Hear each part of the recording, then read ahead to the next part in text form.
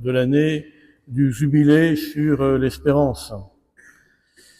Il se trouve que durant ce pèlerinage, il y a eu le conclave qui, assez rapidement, nous a donné un pape en la personne de Léon XIV.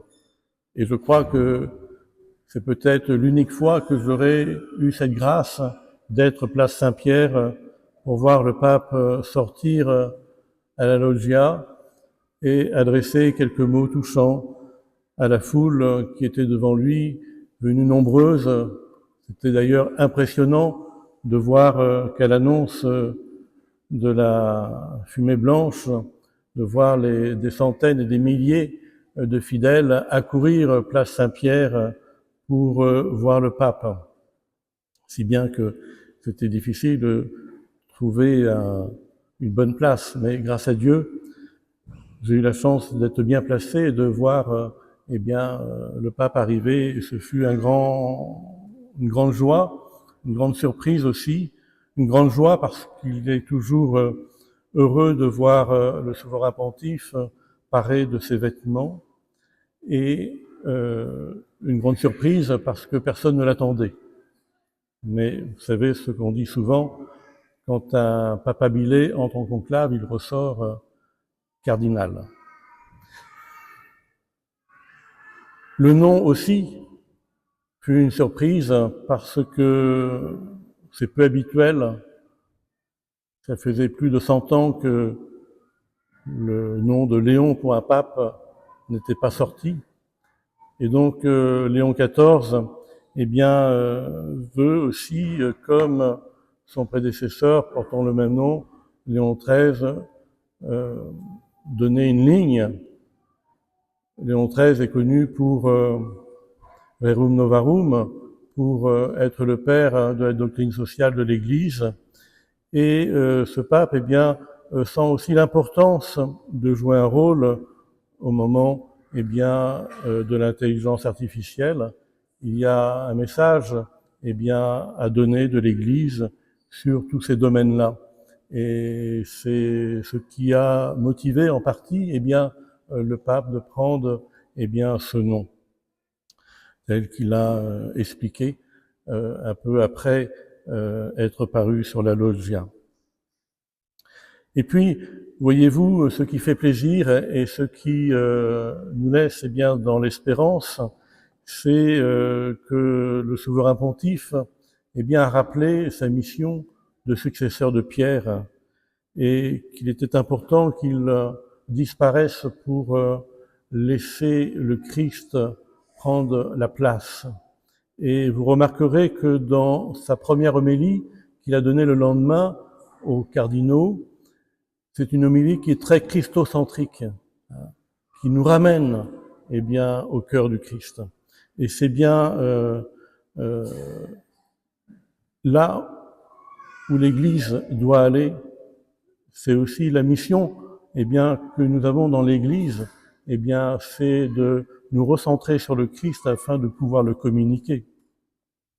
Et je crois que ce pape va nous y conduire avec peut-être des choses étonnantes, parce que nous, Français, on a des cases depuis que Descartes a fait sa philosophie ou sa pseudo-philosophie.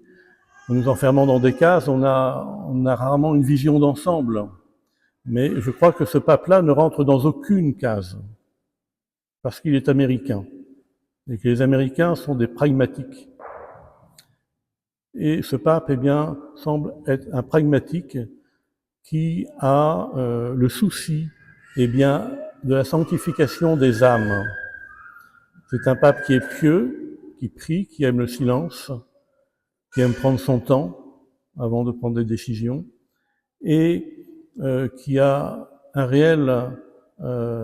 réelle spiritualité mariale. D'ailleurs, cela n'a pas manqué.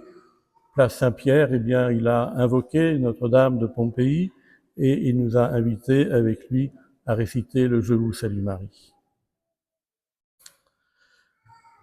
Le pape de l'espérance, car notre Église parfois semble traverser des périodes difficiles et nous avions besoin d'un pape qui se place comme le successeur de Pierre, comme le vicaire du Christ sur la terre. Ainsi, nous pouvons espérer que de tout cela sortira quelque chose de bon, comme quelques siècles auparavant, nous connûmes dans notre pays, la France, qui était au bord du chaos, au bord de disparaître, si bien que le ciel s'est manifesté, comme il se manifesta dans ce conclave. On entend d'ailleurs ce témoignage de Monseigneur Vesco, évêque d'Alger, qui dit, à un moment du conclave, il s'est passé quelque chose qu'on n'explique pas, et les voix se sont portées vers celui qui a été élu. Les voix du ciel, il y a quelques siècles, se sont manifestées à une bergère qui s'appelait Jeanne, que nous connaissons sous le nom de Jeanne d'Arc. Les voix du ciel, à travers Saint-Michel, Sainte-Catherine et Sainte-Marguerite.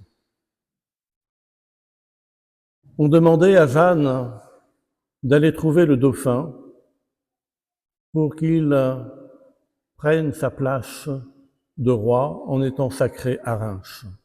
Nous sommes dans la guerre de 100 ans. Notre pays est au bord de l'explosion, c'est le chaos. Il s'apprête à être rayé de la carte. Et voici notre bergère toute jeune qui se lève en disant, comme la Vierge Marie, quelques siècles plus tôt, avait fait auprès de l'archange Gabriel, « Je suis la servante du Seigneur ».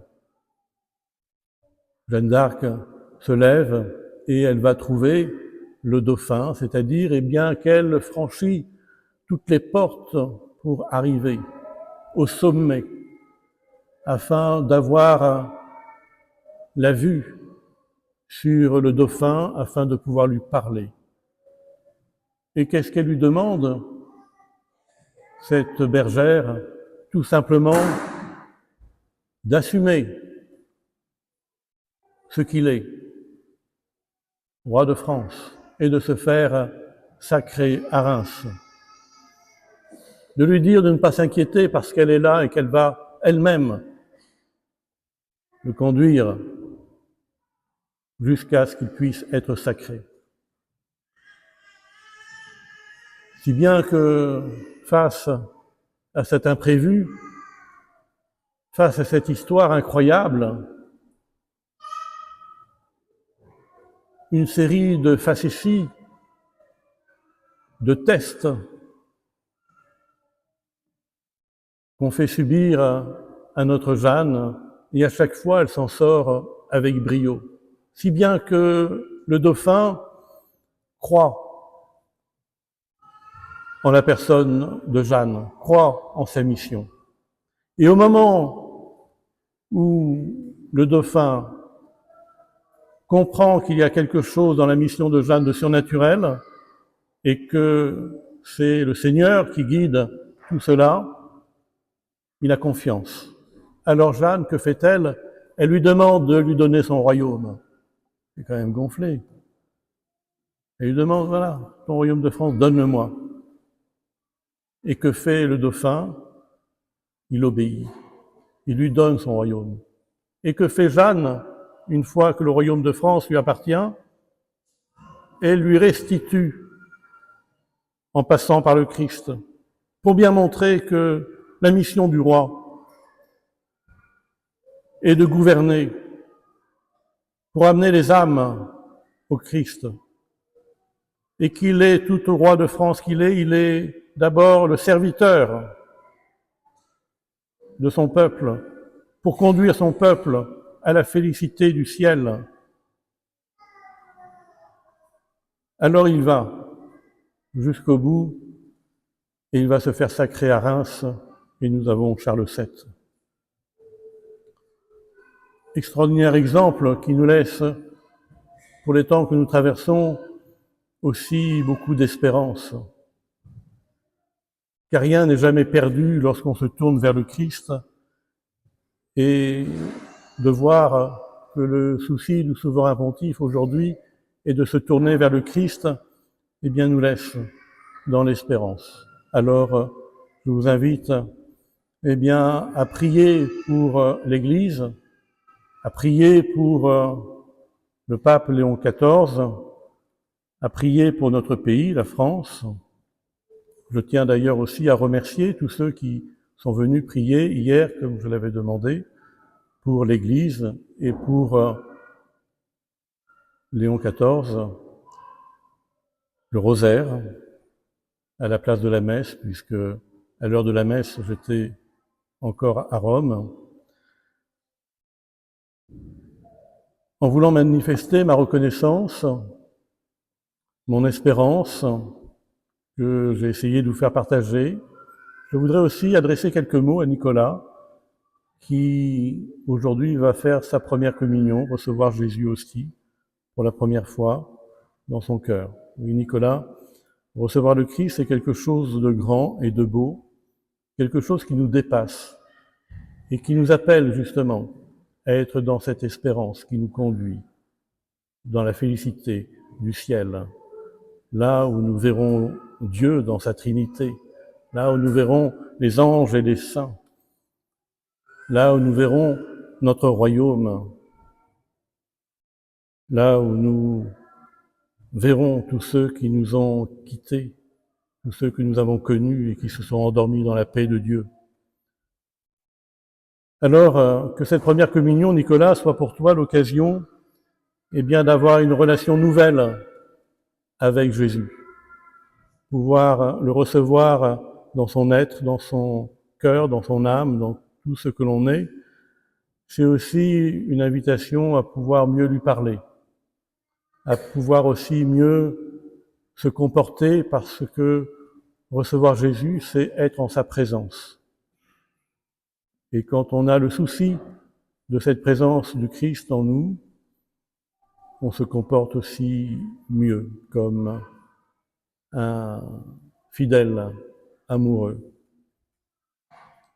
Nicolas, je te souhaite beaucoup de grâce, et à travers cette grâce de la première communion, eh bien, pour tous ceux qui ont fait déjà leur première communion, eh bien, je vous invite aussi à la renouveler lorsque vous viendrez à votre tour communier. Renouveler cette première communion. On dit souvent, quand un prêtre célèbre la messe, que la messe qu'il célèbre doit être célébrée avec autant de piété que sa première. On dit aussi qu'il doit célébrer la messe comme si c'était sa première et sa dernière. Eh bien, lorsque l'on communie, on pourrait dire la même chose aussi. C'est tellement grand, c'est tellement beau, et ça nous met, eh bien, tellement dans l'espérance que nous avons déjà beaucoup de bonnes choses. Nous sommes dans la beauté avec une première communion, comme avec, eh bien, ces différents messages que nous donne le pape Léon XIV, et puis que nous avons eu aussi, eh bien, à travers la personne de Jeanne d'Arc. Nous avons beaucoup d'espérance. Et vous voyez, le bon Dieu a de l'humour avec Jeanne d'Arc, parce que notre pays qui est bien malade, eh bien, c'est la Troisième République qui a pris Sainte Jeanne d'Arc comme modèle du patriotisme, en demandant à ce qu'elle soit fêtée le deuxième dimanche du mois de mai, qui correspond à la victoire, à la délivrance d'Orléans.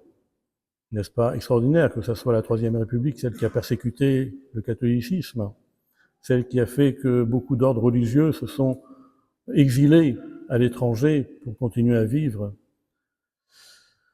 C'est aussi la Troisième République qui a fait qu'il y a eu la séparation de l'Église et de l'État, avec beaucoup de vexations, beaucoup de biens qui ont été confisqués par l'État.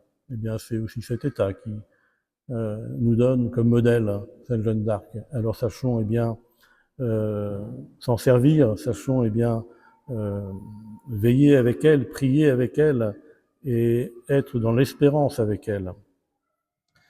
Et cela nous montre aussi que l'histoire, eh bien, n'est jamais terminée et elle n'est pas écrite une fois pour toutes. Ce qui est écrit une fois pour toutes, c'est que l'espérance triomphe. Et nous sommes, eh bien, dans ce mouvement pour faire triompher l'espérance. Ainsi soit-il. Au nom du Père, du Fils et du Saint-Esprit, ainsi soit-il.